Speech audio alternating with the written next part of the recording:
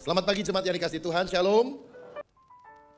Di jemaat kita yang di Kedoya, Jakarta, ada sepasang suami istri, sekolah dokter, sudah lulus, dan kemudian mereka berdua ambil spesialis kandungan, yang satunya untuk obat-obatan, di Filipina.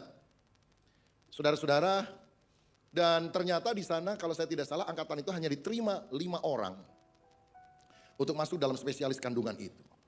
Nah, karena yang istrinya ambil bidang lain, yang suaminya yang ambil kandungan, dia doa. Waktu mau berangkat saya juga doakan supaya Tuhan buka jalan. Dia bilang, aduh susah sekali masuk ke sini. Saya percaya Tuhan punya rencana yang baik. Kalau memang kehendak Tuhan, orang asing di negeri asing tetap akan diberkati Tuhan.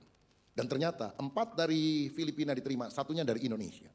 Dan ternyata baru tahu, semuanya dibiasiswai, saudara. Jadi dia dari awal sampai akhir perkuliahan ambil spesialis free. Saya sempat khotbah di Filipina sebelum mereka pulang ke Indonesia karena mereka melayani juga di sebuah gereja dan ingin agar saya datang berkunjung melayani di sana. Balik ke Jakarta. Nah, ini kalau dokter luar negeri perlu ada penyesuaian, perlu masuk ke rumah sakit di Indonesia. Nah, berapa bulan mereka berusaha, agak susah, saudara. Akhirnya dapat di Hasan Sadikin di Bandung. Jadi dia bilang, wah enak lah, saya bisa kebaktian pelayanan di sana. Karena sekian lama akan di Hasan Sadikin. Sudah beberapa kali penjajakan ke sana, tinggal waktu penentuan dan mereka udah yakin betul pasti akan ke Bandung. Jadi istrinya bilang gini, udahlah kalau suami saya ke Bandung, tiap weekend dia pulang, saya tetap kerja di perusahaan obat cukup terkenal di Jakarta yang 90% lebih sahamnya dimiliki oleh perusahaan dari Filipina karena dulu dia sekolah di Filipina. Jadi bahasa Tagalog sudah mulai bisa, saudara. Ternyata istilahnya detik-detik terakhir dibatalkan. Diganti oleh orang lain dan dia shock, kecewa, saudara. Aduh kok begini ya.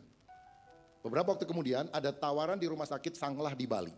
Dan dia masuk ke sana dan yang luar biasa dia bilang karena saya berapa minggu lalu pelayanan di Bali, saya ketemu dengan dia gimana. Aduh Tuhan itu baik banget ya. Saya baru dengar beberapa rumah sakit itu sangat diskriminatif sekali. Karena dia orang Kristen, orang Tionghoa, sangat diskriminatif sekali. Tapi saya tidak merasa itu di Bali. Wah saya enjoy banget. Dan waktu masuk biasanya suka seperti anak baru lah ditekan. Tapi enggak loh, waduh saya dapat promosi dan ini dokter yang saya bantu ini udah tua, bentar lagi udah pensiun. Jadi dia turunin ilmunya, kesempatan kepada saya. Wah luar biasa. Lalu istri kamu gimana? Kalau Bandung kan lumayan tinggal bolak-balik. Kalau Bali kan jauh, jadi penghasilan kamu sekarang cuma 1. Istri kamu kan gak kerja. Nah ini mujizat lagi pak katanya. Mujizatnya gimana? Istri saya kan ngajuin mohon berhenti karena ikut suami. Sama bosnya ditahan, jangan berhenti.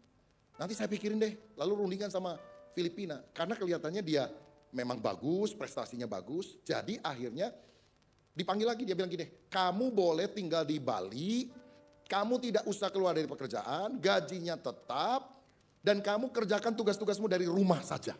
Karena di Bali kita nggak punya cabang. Jadi dari rumah saja kita kasih tugas-tugas, lalu kamu kirim pakai internet, paling sebulan sekali lah ketemu di kantor pusat untuk koordinasi. Mau atau enggak? Mau banget saudara. Dan istrinya bilang gini, saya itu ya seperti disuruh jalan-jalan di Bali, dibayarin lagi.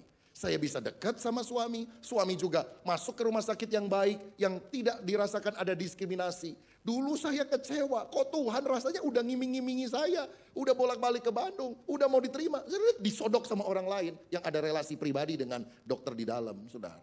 Tapi ternyata orang boleh merencanakan hal yang kurang baik, Tuhan bisa merubahnya untuk kebaikan bagi setiap orang yang mengasihi Dia.